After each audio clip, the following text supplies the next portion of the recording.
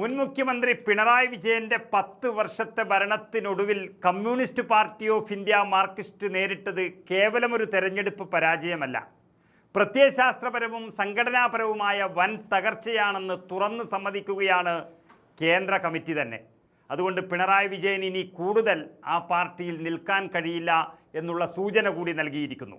ഭരണത്തിൻ്റെ അഹങ്കാരം, ഭരണത്തിലെ അഴിമതി, ഉദ്യോഗസ്ഥ മേധാവിത്വം, അതുപോലെ അനിയന്ത്രിതമായ ആഡംബര ജീവിത ശൈലി കമ്മ്യൂണിസ്റ്റ് നേതാക്കൾ തന്നെ അവലംബിച്ചത്. ഇങ്ങനെ പാർട്ടി പ്രവർത്തകരും സാധാരണ ജനങ്ങളും കാലാകാലങ്ങളായി ഉന്നയിച്ച വിമർശനങ്ങളെല്ലാം ശരിവയ്ക്കുന്നൊരു റിപ്പോർട്ടാണ് ഇപ്പോൾ പാർട്ടി വെബ്സൈറ്റിൽ പരസ്യമായി വന്നിരിക്കുന്നത്.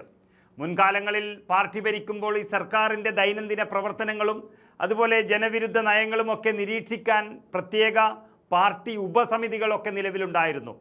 ശരിയായ കമ്മ്യൂണിസ്റ്റുകാർ അത് വിലയിരുത്തി സർക്കാരിനെയും മുഖ്യമന്ത്രിയെയും വിമർശിച്ചിരുന്നു. എന്നാൽ പിണറായി വിജയൻ്റെ കാലഘട്ടത്തിൽ സർക്കാരിന്മേൽ പാർട്ടിക്കുള്ള എല്ലാവിധ നിയന്ത്രണങ്ങളും പൂർണ്ണമായും നഷ്ടപ്പെട്ടു. പോലീസും ബ്യൂറോക്രസിയും സ്വന്തം ഇഷ്ടപ്രകാരം കാര്യങ്ങൾ നിയന്ത്രിക്കുകയും ജനകീയ ആവശ്യങ്ങളെപ്പോലും അടിച്ചമർത്തുകയും ചെയ്തപ്പോൾ പാർട്ടി നേതാക്കൾ നോക്കി നിൽക്കുകയായിരുന്നു. ചില മന്ത്രിമാർ പൂർണ്ണമായും IAS ഉദ്യോഗസ്ഥരുടെ മാത്രം വാക്കുകേട്ട് ഭരണം നടത്തിയപ്പോൾ താഴെത്തട്ടിലുള്ള പാർട്ടി പ്രവർത്തകരും സാധാരണക്കാരും പൂർണ്ണമായും ഒറ്റപ്പെട്ടുപോയി. കമ്മ്യൂണിസ്റ്റ് ഭരണം ഉദ്യോഗസ്ഥ ഭരണമായി മാറി. CPM എന്ന ജനകീയ പ്രസ്ഥാനത്തിൻ്റെ അടിസ്ഥാനപരമായ ശക്തി അതിൻ്റെ ബഹുജന സംഘടനകളായിരുന്നു എന്നുള്ളതിൽ ആർക്കും സംശയമില്ല. എന്നാൽ കഴിഞ്ഞ 10 വർഷത്തിനിടയിൽ ജനങ്ങളുടെ പൊള്ളുന്ന പ്രശ്നങ്ങൾ ഏറ്റെടുത്ത് സമരരംഗത്തിറങ്ങാൻ ഈ പോഷക സംഘടനകൾക്ക് കഴിഞ്ഞില്ല. അതിനേക്കാളേറെ തിരുത്താനാവാത്ത വീഴ്ചയാണ് ചില മുതിർന്ന നേതാക്കൾക്കിടയിൽ വളർന്നു വന്ന അഹങ്കാരവും സ്വജനപക്ഷപാതവും ആഡംബരമായ ജീവിതവും. സാധാരണക്കാരൻ്റെ പാർട്ടിയെന്ന് അവകാശപ്പെട്ടുകൊണ്ടിരുന്ന ഒരു പ്രസ്ഥാനത്തിലെ നേതാക്കൾ ഈ ആഡംബരത്തിൻ്റെ വക്താക്കളായപ്പോൾ പൊതുസമൂഹത്തിന് മുന്നിൽ പാർട്ടിയുടെ വിശ്വാസ്യത പൂർണ്ണമായും തകർന്ന് തരിപ്പണമായി. ഇവയൊന്നും സമയബന്ധിതമായി തിരുത്താൻ സംസ്ഥാന നേതൃത്വം തയ്യാറായില്ല എന്നതാണ് ഏറ്റവും വലിയ പാളിച്ച.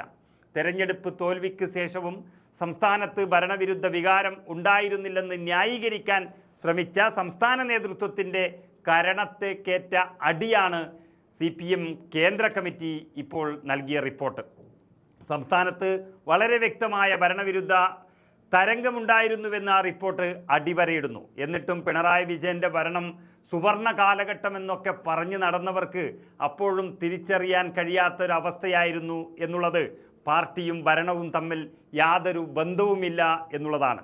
ശബരിമല സ്വർണ്ണക്കൊള്ളക്കേസിൽ പത്മകുമാർ എന്ന CPM നേതാവ് അറസ്റ്റിലായപ്പോൾ തന്നെ കൃത്യമായ അച്ചടക്ക നടപടി സ്വീകരിക്കണമെന്ന് അഖിലേന്ത്യാ നേതൃത്വം നിർദ്ദേശിച്ചതാണ്. എന്നാൽ അത് നടപ്പാക്കാൻ കാണിച്ച കാലതാമസം പാർട്ടിക്കേൽപ്പിച്ച ആഘാതം ചെറുതല്ല. അതുപോലെ തന്നെ PM ശ്രീ പദ്ധതിയുമായി ബന്ധപ്പെട്ട് ഘടകകക്ഷിയായ CPIയുമായി ഉയർന്ന തർക്കങ്ങൾ പരിഹരിക്കാൻ കേന്ദ്ര നേതൃത്വം നേരിട്ട് ഇടപെടേണ്ടി വന്നതും സംസ്ഥാന നേതൃത്വത്തിൻ്റെ വലിയ പരാജയമായി കേന്ദ്ര കമ്മിറ്റി ചൂണ്ടിക്കാണിക്കുന്നു. സ്ഥാനാർത്ഥി നിർണയത്തിലും അതുപോലെയാണ് ഗുരുതരമായ വീഴ്ചകൾ സംഭവിച്ചു. അർഹരായ വനിതകൾക്കും യുവാക്കൾക്കും ന്യൂനപക്ഷ സമുദായങ്ങൾക്കും കൃത്യമായ പ്രാതിനിധ്യം നൽകിയില്ല. തോൽവിയുടെ ഉത്തരവാദിത്തം ജില്ലാ കമ്മിറ്റിയുടെ തലയിൽ മാത്രം കെട്ടിവെച്ച് രക്ഷപ്പെടാൻ സംസ്ഥാന നേതൃത്വത്തിന് കഴിയില്ലെന്നും ഇതിൻ്റെ പൂർണ്ണ ഉത്തരവാദിത്തം സംസ്ഥാന കമ്മിറ്റിക്കാണെന്നും റിപ്പോർട്ട് തുറന്നടിക്കുന്നു. ചുരുക്കത്തിൽ അധികാരത്തിൻ്റെ തണലിൽ ജനങ്ങളിൽ നിന്നും മണികളിൽ നിന്നും ഒരുപോലെ അകന്നുപോയ ഒരു ഭരണവർഗമായി CPM മാറി എന്നാണ് കേന്ദ്ര കമ്മിറ്റിയുടെ വെളിപ്പെടുത്തലുകൾ വ്യക്തമാക്കുന്നത്.